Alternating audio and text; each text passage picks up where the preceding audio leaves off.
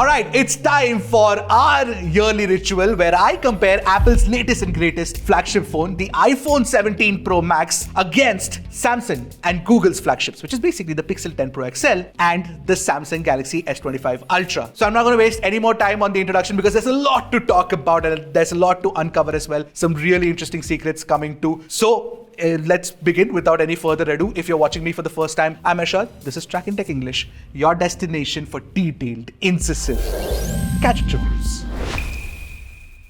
Now, before I start showing you the samples, let's take a look at the camera specs first, right? There are some interesting differences here. Now, all the three have large primary camera sensors of nearly similar size. The ultrawide on the iPhone and the Pixel is a 48 megapixel unit and the Samsung is a 50 MP unit with quite literally the same sensor size plus autofocus for macro shots. But again, this year, since all the iPhone cameras on the rear are fusion cameras, the ultrawide is also a fusion camera now, which means that you will get 24 megapixel outputs even with the ultrawide now, which is also true for the telephoto, which is a 48 megapixel fusion sensor with 4x optical zoom on the iPhone. It's a larger sensor compared to last year. Now, in comparison, the Pixel has a 5x periscope and Samsung has two telephoto cameras, a 3x optical and a 5x periscope. But the biggest upgrade to the iPhone 17 Pro Max's camera stack has to be the 24 megapixel selfie camera. Yes, it's a 24 MP camera which does 18 megapixel, landscape outputs. Alright, starting off, since the iPhone outputs 24 megapixel shots, it captures the most amount of details with the primary camera when we take a look at the 100% crop. But it does look slightly over sharpened at times. Now, Pixel is the next best, followed by the Samsung Galaxy S25 Ultra. Now, Apple is still using the same Smart HDR5 pipeline, and which means that we still don't have a solution for the overblown highlights problem. Pixel does the best in this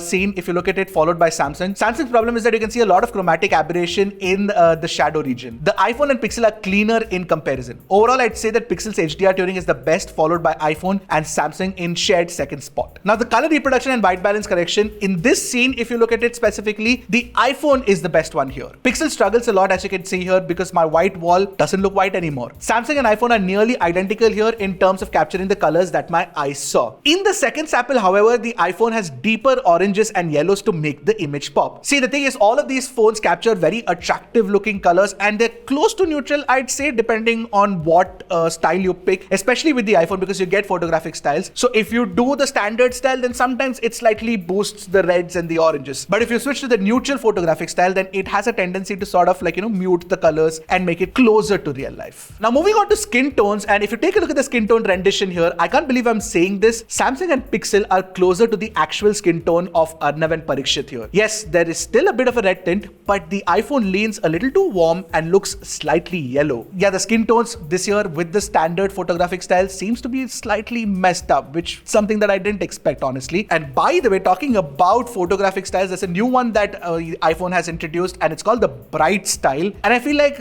Apple has introduced this specific style so that many Asian countries that prefer this can use this, basically like skin whitening, making the skin look brighter. I'm not a fan of this, honestly. Now, against the light when you're shooting people, Pixel is the best here because it does not break details on the face. The sun's highlights are also well controlled and the shadows have ample details as well. The second best would be the iPhone here, followed by Samsung, because the lens flare creates a haze right around the face and that kind of looks bad, and the highlights are a little too clipped. I mean, they're clipped on the iPhone as well, but Samsung's is like really bad. Now, moving on to low light samples, Samsung has a brighter exposure and you can see that the darker shadow regions have a little bit more to show, but when you look at the 100% crop, all that breaks apart with very soft details. Now, Apple and Google in comparison offer excellent detail retrieval and sharpness here. In the second sample that I took, Samsung artificially over sharpens the detail, but again, you can see a lot of issues with green luminance, noise and chromatic aberration. Apple's tuning favors details over smoothing of the noise, but it's technically more desirable. If you ask most photographers, they'll tell you that. Pixel kind of completely breaks apart here, and that's the kind of inconsistency that you have to deal with. Now, if you ask me which one of these three phones is well suited for low light photography with the primary camera, iPhone would be my first pick, then Pixel, then Samsung. Alright, now moving on to portrait shots, and I feel like something's wrong with iPhone's portrait mode this year around, and I know that it generally does a good job, but I'm facing some issues, and I'll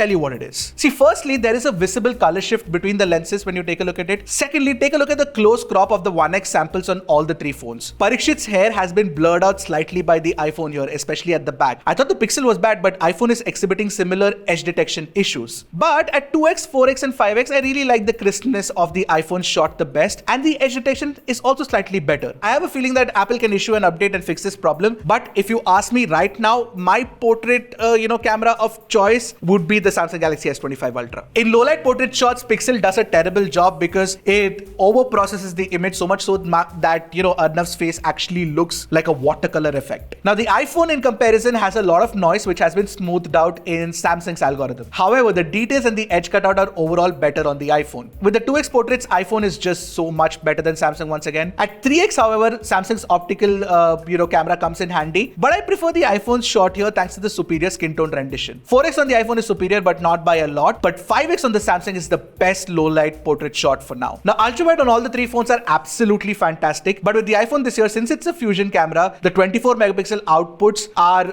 pretty good. So if you match the 100% crop of the Samsung and Pixel's 12 megapixel bin samples, the iPhone has more details on offer. But even otherwise, the iPhone's shot is the best here because just take a look at the color reproduction. All the different greens are so accurately rendered here. Pixel homogenizes all the green colors into one green blob, and Samsung oversaturates it. Which is why in general, if I have to pick one of the flagship cameras for color accuracy or even more importantly color consistency, I would actually go with the iPhone, except for of course the fact that the portrait mode color consistency between the skin tones is not that great right now at the moment. In low light ultrawide shot, in Samsung sample you can see the basketball court which is crushed in the dark shadows of the iPhone and Pixel, but at 100% crop the iPhone offers more details than Samsung and Pixel. So overall, the ultra wide angle camera on the iPhone is superb. It's better than Samsung and Pixel. Alright, let's zoom now. iPhone has the best 2x shots. It's incredible because it's a fusion camera once again, so you get a 24 megapixel pixel bint output, and therefore the iPhone shot has more details on offer at 2x, which is followed by Samsung and then Pixel. Now 3x is obviously superior on Samsung because it has a dedicated 3x camera. Pixel is not half bad here, by the way. And finally, the iPhone would be my last pick. At 4x, you get a 24 megapixel capture on the iPhone, which is far superior than Samsung and Pixel. But the Pixel is my second favorite here. The 5x on the Pixel is slightly better than Samsung and Apple, but it's a bit of a closely fought battle here. So I feel like in certain scenarios, each one of these phones might just come out on top. Now zooming in further,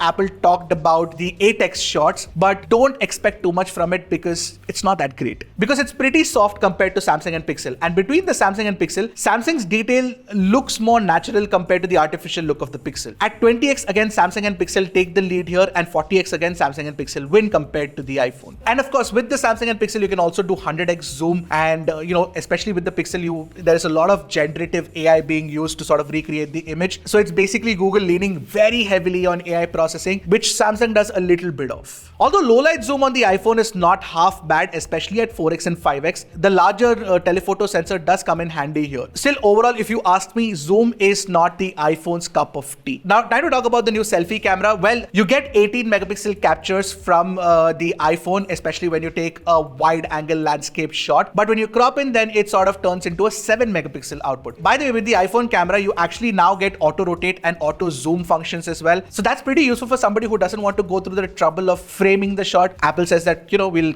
let Apple Intelligence do that for you. Which is the reason why the entire iPhone 17 series' selfie camera is actually called a center stage camera. By the way, the center stage switches off if you manually handle the auto zoom or the auto rotate feature. This is something you have to keep in mind. Now, quality wise, the selfie camera is an upgrade from the iPhone 16 Pro Max, but Galaxy and Pixel have great selfie cameras too. In fact, if you look at it, both the iPhone and Galaxy are pretty toe to toe in terms of detail retention and slightly better than the Pixel. Against the light too, all the three are great, and in low light selfies, Samsung and iPhone are the best here. But the problem with the iPhone is a selfie portrait which is limited to the crop of 7 megapixel, which reduces the details by quite a bit. So Samsung takes the lead here, but both iPhone and Samsung cannot shoot two people in the same frame, which Pixel can. Now all the three phones can also shoot macros, but the iPhone has a closer focusing distance with the ultrawide that makes it the best bet right now. Now video recording, of course, you can do 4K 60 FPS with all the three phones for sure, but Samsung and Apple can also record 4K 120 FPS videos with the main camera, which Pixel cannot. Pixel and Samsung can actually also do 8K video recording, which iPhone cannot, but I feel like that's a bit of an overkill for most users anyway. See, in daylight, all the three phones capture perfectly good 4K 60 FPS videos with the primary camera and the ultra-wide angle camera. But Samsung and Apple offer 4K 120 FPS video recording, which is definitely an advantage. And even with the HDR video recording, Samsung and Apple have an advantage because you can shoot HDR videos, basically HDR 10 plus on the Samsung and Dolby Vision on the iPhone at 4K 60 FPS. Pixel can only do HLG videos at 4K 30 FPS. Also, the iPhone's Dolby Vision video recording is the best of the lot, and I feel like most people just switch to HDR videos and forget about it because it's that good. And especially when you sort of upload it to Instagram and all, it has those bright highlights that kind of pops out. Looks pretty good. Samsung also does that, but yeah, I mean, I feel like iPhone's HDR recording is the best of the three. Now, unfortunately, our editing pipeline is completely in standard dynamic range and not in HDR. So what you're seeing right now on your screen is completely SDR or standard dynamic range. Now, if you actually want to compare all the HDR video samples, then what I'll do is put all of them inside a G Drive link and put them in the description below. Go check it out from there, and you should have an HDR display for you to be able to tell the difference between the three and which one does it the best. Now, if you want really good stabilization, Samsung offers the Super Steady mode and Apple offers Action mode, but the Pixel doesn't have any such option here. And when we compared the Action mode to the Super Steady mode, then, you know, Apple does it better than Samsung. Now, even in the cinematic mode, iPhone just runs circles around the Samsung and Pixel. Samsung at least does the autofocus switching thing that Apple does, but, you know, Pixel doesn't do even that. Now, zoom is smoother on the iPhone as per usual, but the quality of the footage is the best on Samsung, followed by Apple and then Pixel. And no amount of zoom post-processing is actually making the Pixel video look better because, you know, iPhone and Samsung beat it handily. The final nail in the coffin for the iPhone being the best video camera is that the low-light video recording is so good that Samsung and Pixel just cannot match up, and I feel like both Samsung and Google really need to work on the next phone's video recording capabilities to beat Apple. And finally, for the selfie videos, all the three are pretty good. Can't really pick a winner here. Yes, the stabilization may be slightly better on the iPhone, but, you know,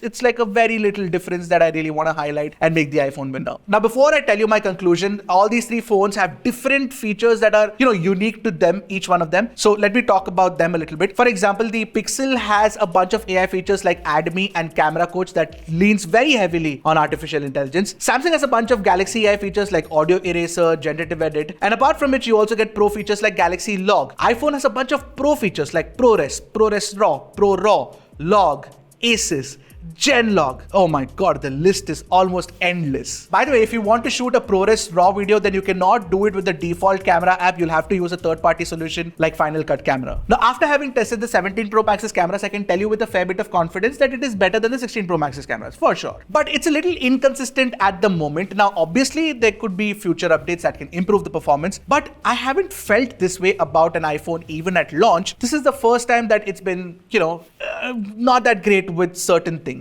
For example, the portrait edge cutouts are off, and there's a visible color shift in the skin tones in the portrait mode. And the 8x fusion shot optimization, I feel like it still needs a lot of work. All that said, if you have to compare these three, I would still say that the iPhone has the better primary camera, the better ultra-wide angle camera, and even, you know, the selfie camera, I would say that it's top 2, 3 anyway. And of course, it goes without saying that the video recording quality is top notch. But where iPhone still loses out is in the zoom capabilities, despite having used a larger zoom sensor this year. But overall, I will leave you with this. Neither Samsung, Google, nor iPhone have managed to push the limits of camera hardware innovation on smartphones like the Chinese brands have, like the Vivos and the Oppos and the Xiaomis and the Huawei's of the world. Would you agree? Or not? Let me know in the comments. And by the way, if you guys want a comparison of the iPhone 17 Pro Max's cameras against the Vivo X200 Ultra and the Find X8 Ultra, then wait for it. I might not do it because the Vivo X300 Ultra and the Find X9 Ultra are probably right around the corner. So we should do it that time. Or maybe I should just do it. Let me know. Whatever you guys want, I'll try to do it for you. I'll see you guys in the next one. Until then, keep tracking and stay safe.